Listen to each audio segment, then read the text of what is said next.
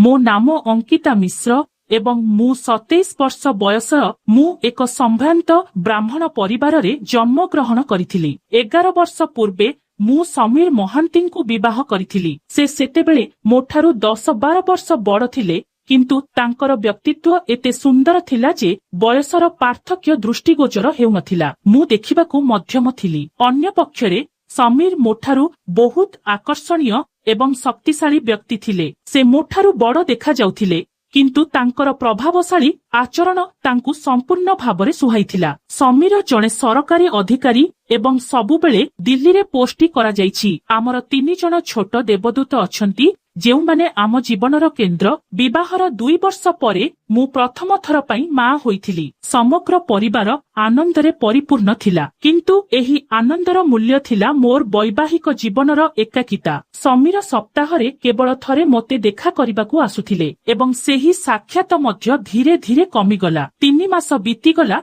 एवं तापरे से मो निकटतर हेबाकू मध्य पछघुंचा देबाकू लागिले। शेषरे 9 मास परे मु एक सुंदर पुओ जन्म कली। शिशु जन्म हेबार 1.5 मास परे समीर मो पाखकू फेरी आसिले, किंतु तांकर उष्मता एवं घनिष्ठता उभे जाइथिला। मु एही अनुपस्थिति को गभीर भावरे अनुभव करिथिली, किंतु मु मो उठकू बंद रखिथिली। समय परिवर्तन हेबारे लागिला एवं आउ 2टी संतान जन्म हेले। पिला माने बड़ हेबा सहित आम मध्यरे दूरता बढ़िला एवं मु घरे श्वासरुद्ध एवं अस्वस्थी अनुभव करिबाकू लागिली। आमे 9 वर्ष धरी विवाह करिथिलु, किंतु से मते एका छाड़ी देउथिले। तांको निज दुनिया रे हजि जाउथिले। वीडियो देखिबा पूर्वरु जदि आपण पूर्वरु आम चैनल को सब्सक्राइब करि नाहंती, दया करी सब्सक्राइब करंतु एवं पाखरे थिबा घंटी को चालू करंतु। एही एकाकिता एवं तांकर उदासीनता मते मानसिक चाप सृष्टि करिथिला। मु भितरे श्वासरुद्ध हेउथिली। गोटिए संध्यारे समीर बहुत विरक्त होई घरको आसिले। मु तांकु पचारिली एवं से मते कहिले जे तांकु मुंबई स्थानांतर करा जाइछि। एहा मोर चिंता को आहुरी बढ़ाई देइथिला। पूर्वरु से मासकु थरे हेले मध्य मो सहित रहुथिले एवं तांको उपस्थिति मते सांत्वना देउथिला। एबे मुंबई जिबा सहित मोर एकाकिता आहुरी गभीर होइगला। गोटिए सप्ताह परे से आम समस्तंकु छाड़ी मुंबई चलीगले, किंतु पर मासरे से दिल्ली फेरी आसिले एवं मते एवं पिलामानंकु मुंबई को नेई गले। सेठारे से एक सुंदर फ्लैट भड़ा नेई पिलामानंकु एक उच्चमानर सरकारी स्कूल रे नाम लेखाइले। गोटिए दिन समीर कहिले, अंकिता आजी प्रस्तुत हुओ, आजी संध्यारे आमको जणे बंधुंक विवाह को जिबाकू पड़िबो। एहा मो पई आश्चर्यजनक थिला, कारण मु परिवार समावेश व्यतीत अन्य कोनोसी अनौपचारिक समावेशरे जोग देई नथिले। मु चुपचाप राजी होई प्रस्तुत होईगली। आमे पिलामानंकु घरे छाड़ी एक ऑटो रिक्शा नेई वार्लीर एक सुंदर होटेल को गलु। पुरुष एवं महिला माने हॉल रे एकाठी बसिथिले। प्रवेश द्वार रे समीर मते तांको बंधु एवं तांको परिवार सहित परिचय कराइले एवं आमे एक अलगा टेबुल रे बसिलु। आमे खाउथिबा समय रे जणे व्यक्ति हठात आम टेबुल रे अनुमति बिना बसिगले। मु तांकर अविवेचना को पसंद करी नथिली, किंतु से पहुंचिबा मात्रे से समीरंक सह बंधुत्वपूर्ण भावरे कथाबार्ता करिबाकू लागिले। मु खाइबा बंद करिदेली एवं मो साड़ीर पल्लुरे मो मुहकू घोड़ाई देली। कथाबार्ता समय रे समीर मते संबोधित कले, अंकिता एहा हेउछि मोर बॉस राहुल चौधरी। राहुल तुरंत कहिले, मु तांको मालिक नुहे। समीर से एक तीर पहाड़रू पहाड़ तैयारी करुछंती। सेही व्यक्ति जनक एबे भी मो आड़कू ध्यान देई देखुथिले। मु चुप बसिथिली। मोर आखि तळकू करी सेही व्यक्ति समीरଙ୍କ सह कथाबार्ता जारी रखिले एवं 10-15 मिनिट परे से उठी चलीगले। शेषरे कार्य समाप्त हेला एवं आमे आयोजकଙ୍କ ठारू अनुमति पाइलु। सेठारू चलीगलु एवं रास्तारे एक रिक्शा पई अपेक्षा कलु। किछि समय परे आम पाखरे एक गाड़ी आसिला, जेउथिरे केवल राहुल थिले। से पचारिले, समीर आपण कुआडे जाउछंती? समीर उत्तर देले, महाशय आमे चेम्बूर जाउछु। सेही व्यक्ति गाड़ीर डोर खोली कहिले, आसंतु मु आपणंकु घरकू छाड़ीदेबी। समीर प्रथमे मना करी कहिले, ना महाशय काहीकि कष्ट करिबे, आमे एक रिक्शा नेबु। किंतु सेही व्यक्ति कहिले, କାହିଁକି କଷ୍ଟ କରିବେ? ମୁଁ ମଧ୍ୟ ସେହି ରାସ୍ତାରେ ଯାଉଛି। ସମୀର ପଛ ଡୋର ଖୋଲି ମୋତେ ବସିବାକୁ ଇଙ୍ଗିତ କଲେ। ମୁଁ ସକୋଚ କରି ଭିତରକୁ ପଶିଗଲି ଏବଂ ସମୀର ଆଗ ସିଟ୍ରେ ବସିଗଲା। ସମୀର ଏବଂ ରାହୁଲ ରାସ୍ତାରେ କଥାବାର୍ତ୍ତାରେ ବ୍ୟସ୍ତ ଥିଲେ। ଯେତେବେଳେ ମୁଁ ବାହାରର ଦୃଶ୍ୟ ଦେଖୁଥିଲି, ସେମାନଙ୍କ କଥାବାର୍ତ୍ତାରୁ ଅଜ୍ଞ ଥିଲି। ଚେମ୍ବୁରରେ ପହଞ୍ଚିବା ପରେ ସେହି ବ୍ୟକ୍ତି ଆମକୁ ଛାଡ଼ିଦେଲେ ଏବଂ ସେ ଯିବା ସମୟରେ ସମୀରଙ୍କୁ କହିଲେ, ସମୀର, ଦୟାକରି ଆପଣଙ୍କ ସ୍ତ୍ରୀଙ୍କ ସହିତ କେବେ ଆମ ଘରକୁ ଆସନ୍ତୁ।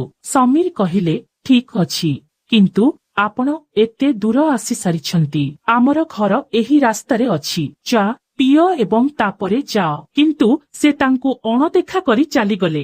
ଘରକୁ ଫେରି ମୁଁ ସମୀରଙ୍କୁ ପଚାରିଲି, ମୋତେ ଏହି କାର୍ଯ୍ୟକ୍ରମରେ ନେବାର କଣ ଆବଶ୍ୟକତା ଥିଲା? ଏବଂ ତାପରେ ମୋତେ ଜଣେ ଅଜଣା ବ୍ୟକ୍ତିଙ୍କ ସହିତ ଗାଡ଼ିରେ ବସାଇଲ। ସଞ୍ଜୟ କହିଲେ, ସେ ଜଣେ ଅଜଣା ବ୍ୟକ୍ତି ନଥିଲେ, ସେ ମୋର ବସ୍ ଥିଲେ। କାର୍ଯ୍ୟକ୍ରମରେ ସମସ୍ତେ ସେମାନଙ୍କ ପରିବାର ସହିତ ଥିଲେ ଏବଂ ମୋର ବନ୍ଧୁ ମୋତେ ମଧ୍ୟ ଆସିବାକୁ କହିଥିଲେ। ଯଦି ମୁଁ ଏକା ଯାଇଥାନ୍ତି, ତେବେ ସମସ୍ତେ ମୋ ଉପରେ ବିରକ୍ତ ହୋଇଥାନ୍ତେ। କିଛିଦିନ ପରେ ସମୀର ଗୋଟିଏ ରାତିରେ ବିଳମ୍ବିତ ରାତିରେ ଘରକୁ ଆସିଲେ। ତାଙ୍କ ସହିତ ରାହୁଲ ନାମକ ଜଣେ ବ୍ୟକ୍ତି ଥିଲେ। ସମୀର ସେମାନଙ୍କ ସହିତ ହଲ ଘରେ ବସି ମୋତେ ଚା ଆଣିବାକୁ କହିଲେ। ମୁଁ ଚା ପ୍ରସ୍ତୁତ କଲି ଏବଂ ଭିତର କବାଟ ଦେଇ ସମୀରଙ୍କୁ ଡାକିଲି, ଏହା ନିଅ। କିନ୍ତୁ ସେ ମୋତେ ଭିତରକୁ ଆଣିବାକୁ କହିଲେ। ଏହା ଶୁଣି ମୁଁ ବହୁତ ଆଶ୍ଚର୍ଯ୍ୟ ହୋଇଗଲି, କାରଣ ମୁଁ କେବେ କୌଣସି ଅତିଥିଙ୍କ ସହିତ ହଲ ରୁମକୁ ଯାଇ ନଥିଲି। ଯାହା ହେଉ, ତାଙ୍କ ନିର୍ଦ୍ଦେଶ ଅନୁସାରେ ମୁଁ ମୋର ଦୁପଟା ଧରି ଭିତରକୁ ଚା ନେଇଗଲି। ମୁଁ ଜାଣିପାରିଲି ରାହୁଲ ମୋ ଆଡ଼କୁ ଚାହିଁ ରହିଛନ୍ତି। ମୁଁ ଚା ରଖିଲି ଏବଂ ତୁରନ୍ତ ଫେରି ଆସିଲି। ସେମାନେ ବହୁତ ସମୟ ବସି କଥା ହେଲେ।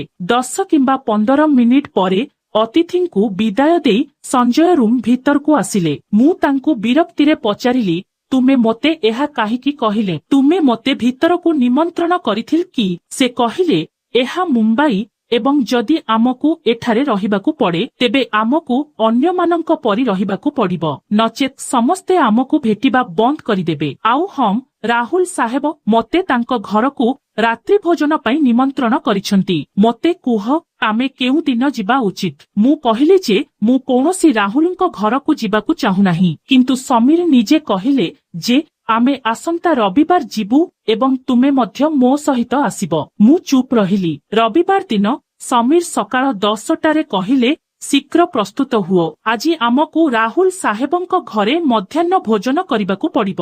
ଯେତେବେଳେ ମୁଁ ମନା କଲି, ସେ କହିଲେ, ମୁଁ କିଛି ଶୁଣିବାକୁ ଚାହୁଁନାହିଁ, ତୁମେ ଶୀଘ୍ର ପ୍ରସ୍ତୁତ ହୁଅ। ମୁଁ ଅନିଚ୍ଛା ପ୍ରକାଶ କରି ମୋ ପୋଷାକ ବଦଳାଇ ତାଙ୍କ ସହିତ ଗଲି। ଆମେ ରାହୁଲଙ୍କ ଘରକୁ ରିକ୍ସା ନେଇଗଲୁ। ଆମେ ପହଞ୍ଚିବା ପରେ ଜଣେ ଚାକର କବାଟ ଖୋଲି ଆମକୁ ଏକ କୋଠରୀରେ ବସାଇଲା ଏବଂ ଆମକୁ କହିଲା ଯେ ରାହୁଲ ଏପର୍ଯ୍ୟନ୍ତ ଘରେ ନାହିଁ, ସେ ଶୀଘ୍ର ଫେରି ଆସିବେ। କିଛି ସମୟ ପରେ ରାହୁଲ ମଧ୍ୟ ଆସି ଆମ ପାଖରେ ବସିଲା। ମୁଁ ଦେଖିଥିଲି ଯେ ରାହୁଲ ମୋତେ ଦେଖୁଥିଲେ ଏବଂ ମୋତେ ଚାହିଁ ରହିଥିଲେ। ମୁଁ ଚୁପ୍ ବସିଲି। ଆମର କଥାବାର୍ତ୍ତା ସମୟରେ ରାହୁଲ କହିଲେ, ଭାଉଜ, ମନେ ହେଉଛି ତୁମେ ଏଠାରେ ଆରାମଦାୟକ ନୁହଁ। ମୁଁ ମନା କରି ମୁଣ୍ଡ ହଲାଇଲି ଏବଂ ସେ ଆହୁରି କହିଲେ, ତେବେ ତୁମେ ଏପର୍ଯ୍ୟନ୍ତ ଚୁପ କାହିଁକି? ମୋ ଘରେ କୌଣସି ମହିଳା ନାହାନ୍ତି, ତେଣୁ ମୋତେ ତୁମର ସାଥୀ ରଖିବାକୁ ପଡ଼ିବ। ତୁମେ ଏହାକୁ ତୁମର ନିଜ ଘର ବୋଲି ଭାବିବା ଉଚିତ। ତେଣୁ ମୋତେ କୁହ, ମୁମ୍ବାଇ ଆସିବାକୁ ତୁମେ କିପରି ଅନୁଭବ କରୁଛ? ମୁଁ କହିଲି, ପ୍ରଥମେ ମୁଁ ବହୁତ ଏକୁଟିଆ ଅନୁଭବ କରୁଥିଲି, କିନ୍ତୁ ଏବେ ମୁଁ ଏଥିରେ ଅଭ୍ୟସ୍ତ ହୋଇଗଲିଣି। ଏଥର ସମୀର ମୋ ବଦଳରେ ଉତ୍ତର ଦେଲେ, ନା ମହାଶୟ, ଏହା ଏପରି ନୁହେଁ। ମୁଁ ଅସହାୟ, ନଚେତ୍ ଯଦି ମୋର ଇଚ୍ଛା ଥାନ୍ତା, ତେବେ ମୁଁ ମୁମ୍ବାଇରେ ଗୋଟିଏ ମିନିଟ୍ ପାଇଁ ମଧ୍ୟ ରହିନଥାନ୍ତି। ରାହୁଲ ମୋତେ ସମ୍ବୋଧିତ କଲେ, ଭାଉଜ, ସମୀର କଣ ତୁମେ ବୁଲିବାକୁ ଯିବାକୁ ପସନ୍ଦ କରିବେ? ତୁମେ କଣ ମୋତେ ବାହାରକୁ ନେଇଯାଇଛ?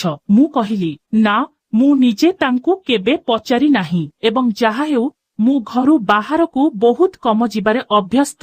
ରାହୁଲ ମୋତେ ଦେଖୁଥିଲେ ଏବଂ ମୁଁ ଏବେ ବି ତାଙ୍କ ଆଖି ମୋ ଆଡ଼କୁ ଦେଖୁଥିବା ଅନୁଭବ କରୁଥିଲି। ସେ କହିଲେ, କିନ୍ତୁ ଭାଉଜ, ଏହା ମୁମ୍ବାଇ ପରିବେଶ ସହିତ ଖାପ ଖୁଆଇବା ପାଇଁ ତୁମକୁ ଏଠାରେ ରହିବାକୁ ପଡ଼ିବ। ମୁଁ ପୁଣି ଚୁପ ରହିଲି। ରାତ୍ରି ଭୋଜନ ପରେ ଆମେ ସେହି କୋଠରୀକୁ ଫେରିଗଲୁ ଯେଉଁଠାରେ ସମୀର ରାହୁଲଙ୍କୁ କେବେ ରାତ୍ରି ଭୋଜନ ପାଇଁ ଆସିବାକୁ କହିଥିଲେ। ସେ କହିଲେ, ଠିକ ଅଛି, ଆମେ କୌଣସି ଦିନ ଏହା ଯୋଜନା କରିବୁ। ରାହୁଲ ମୋତେ ଚାହିଁ ରହିଲେ। ସନ୍ଧ୍ୟା 4ଟା ବାଜିଥିଲା। ସମୀର ରାହୁଲଙ୍କୁ ଅନୁମତି ମାଗିଲେ ଏବଂ ରାହୁଲ ଭିତରୁ 2ଟି ପ୍ୟାକେଟ ବାହାର କରି ମୋତେ ଦେଲେ ଏବଂ କହିଲେ, ଭାଉଜ, ଏହା ମୋ ତରଫରୁ ଏକ ଉପହାର। ତୁମେ ଆଜି ପ୍ରଥମ ଥର ପାଇଁ ମୋ ଘରକୁ ଆସିଛ, ସେ ସମୀରଙ୍କୁ ଗୋଟିଏ ଦେଇ କହିଲା। ସମୀର ପ୍ୟାକେଟ ଗୁଡ଼ିକ ଧରି ପଚାରିଲା, ମହାଶୟ, ଏହାର କଣ ଆବଶ୍ୟକତା ଥିଲା? ରାହୁଲ ଉତ୍ତର ଦେଲା, ନା ବନ୍ଧୁ, ଏହା ତୁମେ ମୋ ଘରକୁ ପ୍ରଥମ ଥର ପାଇଁ ଆସିଛ। ମୁଁ ଜାଣିନାହିଁ ଜୀବନ ତୁମକୁ କେଉଠାକୁ ନେଇଯିବ। ଏହାପରେ ରାହୁଲ ଆମକୁ ଘରକୁ ଛାଡ଼ିବାକୁ ଆସିଲେ। ସେ ମୋତେ ଦ୍ୱାର ପାଖରେ ଛାଡ଼ି ଚାଲିଗଲେ। ଘରକୁ ଫେରି ମୁଁ ସମୀରକୁ କହିଲି, ମୁଁ ଆଉ କେବେ କାହା ଘରକୁ ଯିବି ନାହିଁ। ତୁମେ ଦେଖିଲ ତୁମର ବସ୍ ମୋତେ କିପରି ଚାହିଁ ରହୁଥିଲେ। କିନ୍ତୁ ସମୀର କହିଲା, ରାହୁଲ ସେ ପ୍ରକାରର ଲୋକ ନୁହନ୍ତି। ସେ ବହୁତ ଭଲ। ସେ ମୋତେ କେବେ ଅଫିସରେ ଜଣେ ଅଧସ୍ତନ କର୍ମଚାରୀ ଭଳି ଅନୁଭବ କରାଇ ନଥିଲେ। ଆଉ ତୁମେ ବିନା କାରଣରେ ଏପରି ଅନୁଭବ କରୁଛ। ସମୀର ତାପରେ 3ଟି ପ୍ୟାକେଜ ନିଜେ ଖୋଲିଲେ। 2ଟିରେ ଆମ ଉଭୟଙ୍କ ପାଇଁ ନୂଆ ସୁଟ୍ ଥିଲା, ଯେତେବେଳେ ଗୋଟିଏରେ ମୋ ପାଇଁ ଅଳଙ୍କାର ଥିଲା। ଏହା ବହୁତ ମହଙ୍ଗା ମନେ ହେଉଥିଲା। ସମୀର ପୋଷାକ ଏବଂ ଅଳଙ୍କାରର ପ୍ରଶଂସା କରିବାକୁ ଲାଗିଲେ ଏବଂ ମୋତେ କହିଲେ ଯେ ସମୀରଙ୍କୁ ଆମ ଘରକୁ କୌଣସି ଦିନ ରାତ୍ରି ଭୋଜନ ପାଇଁ ନିମନ୍ତ୍ରଣ କରିବାକୁ। ମୁଁ କହିଲି, ତୁମେ ଯେ କୌଣସି ଦିନ ଚାହୁଁଛ, କିନ୍ତୁ ମୁଁ ତାଙ୍କ ସାମ୍ନା କରିବି ନାହିଁ। ସମୀର ଉତ୍ତର ଦେଲେ, ଠିକ ଅଛି, ଏହା ତୁମ ଉପରେ ନିର୍ଭର କରେ। ଆସନ୍ତା ରବିବାର କେମିତି ହେବ? ମୁଁ କହିଲି, ଠିକ ଅଛି। ସମୀର ସେଦିନ ଘରକୁ ମାସ ଏବଂ କିଛି ଫଳ ଆଣି କହିଲେ, ରାହୁଲ ଆସୁଛନ୍ତି, ତେଣୁ ତୁମେ ଏକ ଭଲ ଖାଦ୍ୟ ରାନ୍ଧିବା ଉଚିତ। ରବିବାର ସକାଳେ ମୁଁ ମଟନ, ରୋଷ୍ଟ ଏବଂ ତରକାରୀ ଭଳି ପାରମ୍ପରିକ ଖାଦ୍ୟ ପ୍ରସ୍ତୁତ କରିବା ଆରମ୍ଭ କଲି। ପ୍ରାୟ 12ଟାରେ ରାହୁଲ ଆସିଲା। ମୁଁ ତାଙ୍କ ପାଇଁ ପାରମ୍ପରିକ ଚା ପ୍ରସ୍ତୁତ କଲି ଏବଂ ମୋ ବଡ଼ ପୁଅକୁ ବୈଠକଖାନାରେ ପହଞ୍ଚାଇବାକୁ କହିଲି। ସେ ପିଲା ପରେ ମୁଁ ମଧ୍ୟ ଖାଦ୍ୟ ପଠାଇଲି। ରାହୁଲ ପ୍ରାୟ 3ଟାରେ ଘରୁ ବାହାରିଗଲା। ତାପରେ ସମୀର ଭିତରକୁ ଆସି ପଚାରିଲା, ତୁମେ ବୈଠକଖାନାକୁ କାହିଁକି ଆସିଲ ନାହିଁ? ମୁଁ ଉତ୍ତର ଦେଲି, ମୁଁ ପୂର୍ବରୁ କହିଥିଲି ଯେ ମୁଁ କାହାରି ସାମ୍ନାରେ ଆସିବି ନାହିଁ। ସେ ଆଗକୁ ବଢିଲେ। ସମୀର ବାରମ୍ବାର ପଚାରିଲା, ତୁମେ କାହିଁକି ଆସିଲ ନାହିଁ ଏବଂ ବହୁତ ରାଗିଗଲା। ମୁଁ ଚୁପ୍ ରହିଲି। ଏହାପରେ ରାହୁଲ ପ୍ରତିଦିନ ଘରକୁ ଆସୁଥିଲା, ସମୀରଙ୍କୁ ପ୍ରଶଂସା କରୁଥିଲା ଏବଂ କିଛି ଦିନ ବିତିଗଲା। ପ୍ରାୟ 1 ମାସ ପରେ ସମୀର ମୋତେ କହିଲେ ଯେ ରାହୁଲ ଆଜି କିଛି ଅତିଥିମାନଙ୍କ ସହ ଆସୁଛନ୍ତି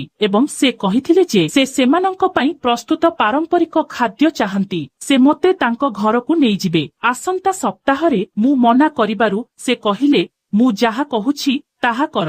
ରାହୁଲଙ୍କ ସହିତ ମୋର ସମ୍ପର୍କ ଭାଇ ପରି ହୋଇଗଲା ଏବଂ ତୁମେ ତାଙ୍କ ସହିତ ଜଣେ ଅପରିଚିତ ବ୍ୟକ୍ତି ପରି ବ୍ୟବହାର କରିବା ଉଚିତ ନୁହେଁ। ଯାହା ହେଉ, ମୁଁ ଶନିବାର ସକାଳେ ସମୀରଙ୍କ ସହିତ ରାହୁଲଙ୍କ ଘରକୁ ଯାଇଥିଲି। ରାହୁଲ ସେଠାରେ ଥିଲେ। ସେ ମୋ ପାଇଁ ରୋଷେଇ ଘରର ସାମଗ୍ରୀ ଛାଡ଼ିଦେଲେ ଏବଂ ତାପରେ ଦୁହେଁ ଅଫିସକୁ ଚାଲିଗଲେ। ଅପରାହ୍ନ ପ୍ରାୟ ହେଲା। ସମୀର ଫୋନ କଲେ। ସେ ମୋର ଭଲମନ୍ଦ ପଚାରିଲେ ଏବଂ ମୋତେ ପାରମ୍ପରିକ ଖାଦ୍ୟ ଠିକ ଭାବରେ ପ୍ରସ୍ତୁତ କରିବାକୁ ନିର୍ଦ୍ଦେଶ ଦେଲେ। ପ୍ରାୟ 1:30ରେ ଡୋରବେଲ ବାଜିଲା। ଚାକର ଡୋର ଖୋଲିଲା ଏବଂ ରାହୁଲ ଭିତରକୁ ଆସିଲେ। ସେ ସିଧା ରୋଷେଇ ଘରକୁ ଯାଇ ମୋତେ ସମ୍ବୋଧିତ କରି କହିଲେ, ଭାଉଜ, ଖାଦ୍ୟ ଠିକ ସେହିପରି ହେବା ଉଚିତ ଯେପରି ତୁମେ ଘରେ ପରିବେଷଣ କରିଥିଲ। ମୁଁ ତାଙ୍କ ପଛକୁ ଚାହିଁଲି। ଆଶା କରିଥିଲି ଯେ ସମୀର ତାଙ୍କ ସହିତ ରହିବେ, କିନ୍ତୁ ସେ ଏକା ଥିଲେ। ମୁଁ ତାଙ୍କୁ ସମୀର ବିଷୟରେ ପଚାରିଲି ଏବଂ ସେ କହିଲେ, ମୁଁ କିଛି ଅଫିସ କାମ ପାଇଁ ଏଠାରେ ଅଛି। ମୁଁ ଭାବିଥିଲି ମୁଁ ଘର ଚାରିପାଖେ ଦେଖିବି। ମୋର କିଛି ଦରକାର ନାହିଁ। ସମୀର ଏବେ ଅଫିସରେ ଅଛି। ମୋତେ ମଧ୍ୟ ଯିବାକୁ ପଡ଼ିବ। ସେ ସନ୍ଧ୍ୟାରେ ମୋ ସହିତ ଫେରି ଆସିବେ। ସେ ଆହୁରି କହିଲେ, ହଁ ଭାଉଜ, ମୋତେ ବହୁତ ଭୋକ ଲାଗୁଛି। ଯଦି ତୁମର କିଛି ଖାଦ୍ୟ ପ୍ରସ୍ତୁତ ଅଛି, ଦୟାକରି ମୋତେ କିଛି ଖାଦ୍ୟ ଦିଅ। ଏତିକି କହି ରାହୁଲ ଚାକରକୁ ବଜାରରୁ ଜିନିଷପତ୍ର ଆଣିବାକୁ ପଠାଇ ରୋଷେଇ ଘରର ଦ୍ୱାର ପାଖରେ ଠିଆ ହେଲା। ମୁଁ ବହୁତ ଅସହଜ ଅନୁଭବ କଲି। ସେ ମୋ ଆଡ଼କୁ ଚାହିଁ ରହିଲା। ମୋର ହାତ ଥରିଗଲା। ମୁଁ ଏକ ପ୍ଲେଟରେ ରୋଷ୍ଟ ଖଣ୍ଡ ରଖି ତାକୁ ଦେଇଦେଲି ଏବଂ ସେ ସେଠାରେ ଠିଆ ହୋଇ ଖାଇବା ଆରମ୍ଭ କଲା। ବା ଭାଉଜ, ବା ତୁମେ ବହୁତ ଭଲ ରୋଷେଇ କରିଛ। କି ସ୍ୱାଦିଷ୍ଟ ଖାଦ୍ୟ, ଆଶ୍ଚର୍ଯ୍ୟଜନକ। ଭାଉଜ, ତୁମ ହାତରେ ଯାଦୁ ଅଛି। ତୁମେ ଯେପରି ସୁନ୍ଦର ଖାଦ୍ୟ ପ୍ରସ୍ତୁତ କରୁଛ। ଏହା ପ୍ରଥମ ଥର ଥିଲା ଯେତେବେଳେ ମୁଁ ଜଣେ ପୁରୁଷଙ୍କୁ ମୋର ପ୍ରଶଂସା ଶୁଣିଲି ଏବଂ ମୋତେ ଅଜବ ଲାଗିଲା। ସମୀର ପୂର୍ବରୁ କେବେ ମୋର ପ୍ରଶଂସା କରିନଥିଲେ। ରାହୁଲ ପୁଣି ମୋତେ ସମ୍ବୋଧିତ କଲେ, ଭାଉଜ, ମୁଁ ତୁମକୁ ଦେଇଥିବା ସୁଟ୍ ଏବଂ ଅଳଙ୍କାର ତୁମକୁ କିପରି ପସନ୍ଦ ଆସିଲା? ମୁଁ ଭାବୁଛି ଏଗୁଡ଼ିକ ତୁମକୁ ବହୁତ ଭଲ ଲାଗିବ। ତୁମେ ଅଳଙ୍କାର ବିନା ମଧ୍ୟ ସୁନ୍ଦର କିନ୍ତୁ ସେହି ଅଳଙ୍କାର ତୁମର ସୌନ୍ଦର୍ଯ୍ୟ ବୃଦ୍ଧି କରିବ। ମୁଁ ଚୁପ ରହିଲି। ପ୍ରଶଂସାରେ ମୋର ହାତ ଏବଂ ପାଦ ଶୂନ୍ୟ ହୋଇଗଲା। ଏହା ପ୍ରଥମ ଥର ଥିଲା ଯେତେବେଳେ ଜଣେ ଅଜଣା ଲୋକ ମୋ ସହିତ ଏପରି କଥା ହେଉଥିଲା। କିଛି ସମୟ ପରେ ରାହୁଲ ଚାଲିଗଲା ଏବଂ ସନ୍ଧ୍ୟାରେ ସମୀରଙ୍କ ସହିତ ଘରକୁ ଫେରିଲା। ରାହୁଲଙ୍କ ଚାକର ଆମ ଦୁହିଁଙ୍କୁ ଘରେ ଛାଡ଼ିଦେଲା।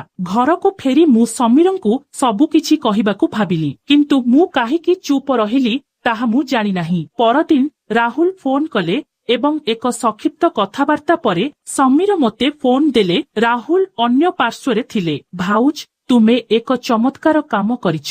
ମୁଁ ଗତକାଲି ତୁମକୁ କହିଥିଲି ଯେ ତୁମ ହାତରେ ଯାଦୁ ଅଛି। ମୋର ବନ୍ଧୁ ୟୁକେରୁ ଆସିଥିଲେ ଏବଂ ବହୁତ ପ୍ରଶଂସା କରୁଥିଲେ। ମୁଁ ଚୁପ ହୋଇ ଶୁଣୁଥିଲି। ଏବେ ରାହୁଲ ପ୍ରାୟତଃ ଫୋନ କରୁଥିଲେ ଏବଂ ସମୀର ମୋତେ ଫୋନ ଦେଉଥିଲେ। ମୁଁ ବାଧ୍ୟ ହୋଇ ଅଳ୍ପ ସମୟ କଥା ହେଉଥିଲି ଏବଂ ତାପରେ ଫୋନ କାଟି ଦେଉଥିଲି। ଗୋଟିଏ ରାତିରେ ମୁଁ ଏବଂ ସମୀର ଏକାଠି ବସିଥିଲୁ। ସମୀର ମୋତେ କହିଲେ, ଅଙ୍କିତା, ରାହୁଲ ସାହେବ ମୋର ଦିଲ୍ଲୀ ସ୍ଥାନାନ୍ତର ବ୍ୟବସ୍ଥା କରିପାରିବେ। ମୁଁ ଚୁପ ରହିଲି। ସେ ପୁଣି ମୋତେ ସମ୍ବୋଧନ କରି ପଚାରିଲେ, ତୁମେ ଏହା କରିପାରିବ? ମୁଁ କହିଲି, ମୁଁ କିପରି? ତୁମେ କରିପାରିବ ଏବଂ ସେ ତୁମକୁ ହଇରାଣ କରିବ ନାହିଁ। ତୁମେ କଣ କହୁଛ?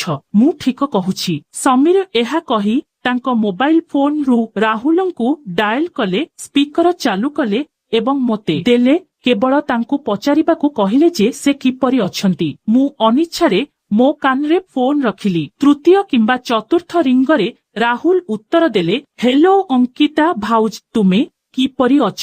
ମୁଁ କହିଲି, ମୁଁ ଭଲ ଅଛି। ତୁମେ କିପରି ଅଛ?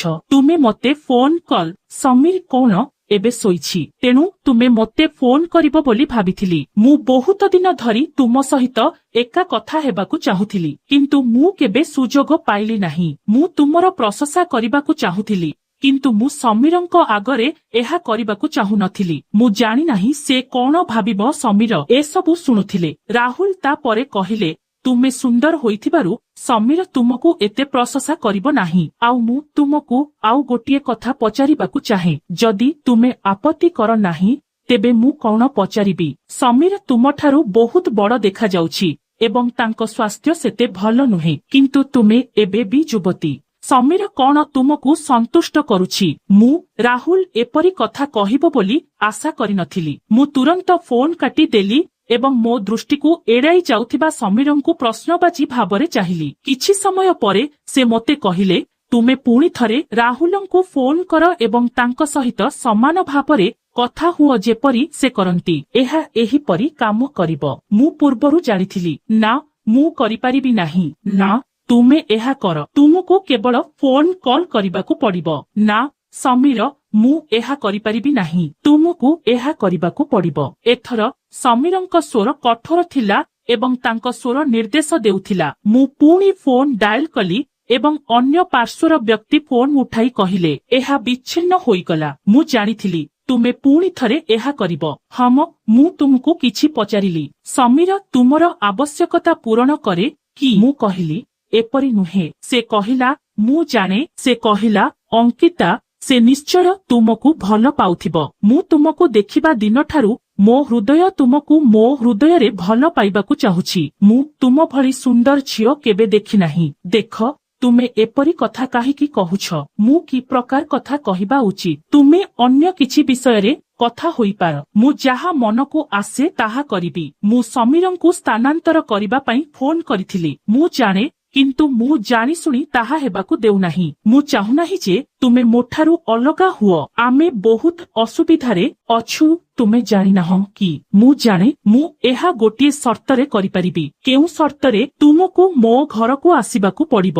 ହମ, ମୁଁ କିପରି ଆସିପାରିବି? ଯଦି ସମୀର ଜାଣିଯାଏ, ସେ ମୋତେ ମାରିଦେବ। ସେ କରିବ ନାହିଁ। ତୁମେ ଯେପରି ମୋତେ ଡାକୁଛ ସେହିପରି ନିଜେ ଆସ। ସେ କିପରି ଜାଣିବ? କୌଣସି ସକାଳେ ଆସ। ସମୀର କାମରେ ନିଶ୍ଚୟ ଥିବ ଏବଂ ସେ ଘରକୁ ଫେରିବା ପୂର୍ବରୁ ମୁଁ ତୁମକୁ ଘରକୁ ଛାଡ଼ିଦେବି। ତୁମେ ବଜାରକୁ ଯାଇଛ ବୋଲି ପିଲାମାନଙ୍କୁ କୁହ। ମୁଁ ଚୁପ୍ ରହିଲି। ଠିକ ଅଛି, ଏହା ବିଷୟରେ ଚିନ୍ତା କର ଏବଂ କାଲି ମୋତେ ଜଣାଅ। ମୁଁ ତୁମର ଫୋନ ପାଇଁ ଅପେକ୍ଷା କରିବି। ଏତିକି କହି ସେ କାଟି ଦେଲେ। ମୁଁ ସମୀରଙ୍କୁ ଫୋନ ଦେଇ ଚିଡେଇ ଦେଇ କହିଲି, देख से कि प्रकारर व्यक्ति आउ तुमे कहुछ जे से केवल कौनसी व्यक्ति नुहे एवं मोर तांको सहित भाईर संपर्क अछि। समीर किछि समय नीरव रहिला एवं कहिला तुमे काली सकाळे तांको घरकू जिबा उचित। तुमे कौन कहिल? तुमे पागल कि? मु पूर्वरु केबे समीरंक सहित एपरी कथा होई नथिली, किंतु आजी तांको कथा सुनिबा परे मु जानि नाही जे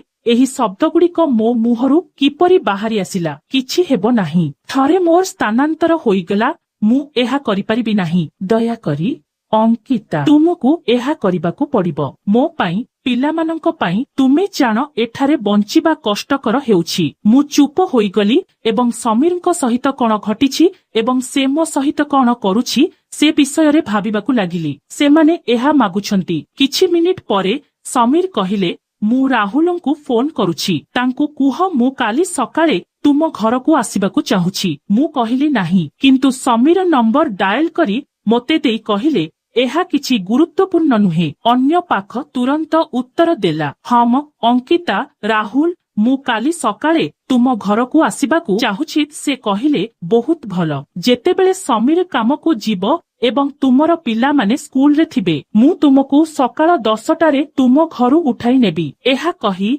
राहुल फोन काटी देले। मु समीरंकु फोन देली एवं प्रश्नबाची भाबरे तांकु चाहिली, किंतु से मध्य लज्जित देखा जाउथिले। से तांको दृष्टि को एगाई कहिले अंकिता केवल थरे मो पाई मु जाने एहा ठीक नुहे। जदि केही एहार टिके भी पांती तेबे आमे बंची पारिबु नाही, किंतु केवल थरे मु नीरव रहिली एवं सोई रहिली। मु सारा राति सोई पारिली नाही। मु जानि नाही मु केउ चिंतारे हजी जाइथिली। मु सकाळ 7टारे उठिली एवं समीर मध्य उठी पड़िले। से पुणी कहिले दया करी अंकिता मते दिल्ली को स्थानांतर करिबाकू पड़िबो। तुमे एथिपाई मते एक प्रमाण पत्र दियो। मु चुप रहिली। कथाबार्ता दूर करी रोसेई घरकू चा तैयारी करिबाकू गली। मु फेरिबा परे समीर घरु बाहरी सारिथिला। मु पिलामानंकू जळखिया देली, सेमानंकू स्कूल पठाइली एवं पोशाक पिंधिली। ठीक 9:30 रे से मोते नेबाकू आसिले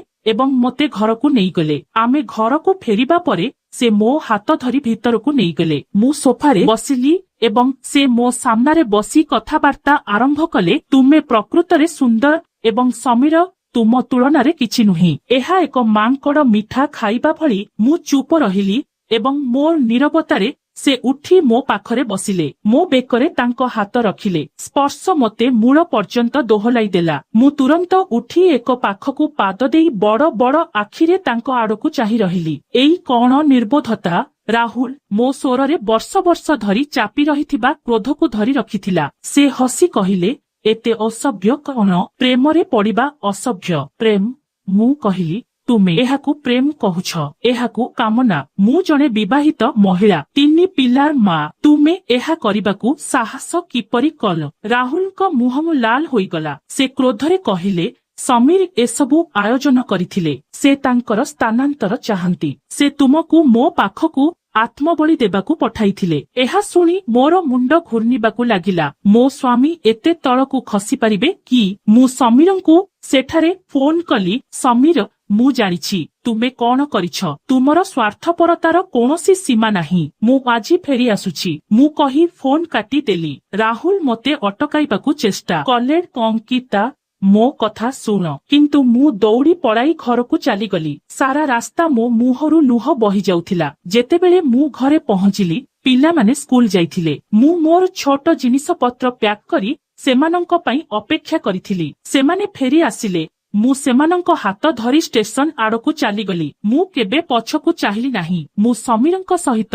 रही नथिली कारण से मो पिलामानंकर बापा थिले, किंतु मो स्वामी नथिले। मु मन स्थिर करिथिली जे मु एबे एका मो पिलामानंकू पालन करिबी एवं निज पादरे जीवन यापन करिबी। मुंबई रे रहुथिबा समयरे मु कपड़ा काटिबा एवं सिलेई शिखिथिली। मु दिल्ली रे मो घर पाखरे एक छोट दुकान खोली मोर काम आरंभ करिथिली। प्रारंभरे मु असुविधार सम्मुखीन होइथिली, किंतु मु हार मानि नथिली। आजी मु जणे स्वाधीन एवं सशक्त महिला। मु केवल मो पिलामानंकू भल शिक्षा देई नाही, बरम अनेक महिलांकू मो कामरे सामिल करी सेमानंकू स्वावलंबी हेबारे साहाय्य करिछि। समीर अनेक थर मो सहित जोगाजोग करिबाकू चेष्टा करिथिले, किंतु ମୁଁ ପ୍ରତ୍ୟେକ ଥର ମନା କରିଥିଲି। ମୁଁ ତାଙ୍କୁ କ୍ଷମା କରିନଥିଲି। ନା ତାଙ୍କର ବେଇମାନି ନା ବିଶ୍ୱାସଘାତକତା ମୋ ଜୀବନର ଆଲୋକ ଆଉ ମୋ ପ୍ରେମରେ ନୁହେଁ ବରଂ ମୋର ନିଜସ୍ୱ ଦୃଢ଼ତା ଏବଂ ସାହସରେ ରହିଛି। ମୁଁ ଆଉ କେବଳ ମହିଳା ନଥିଲି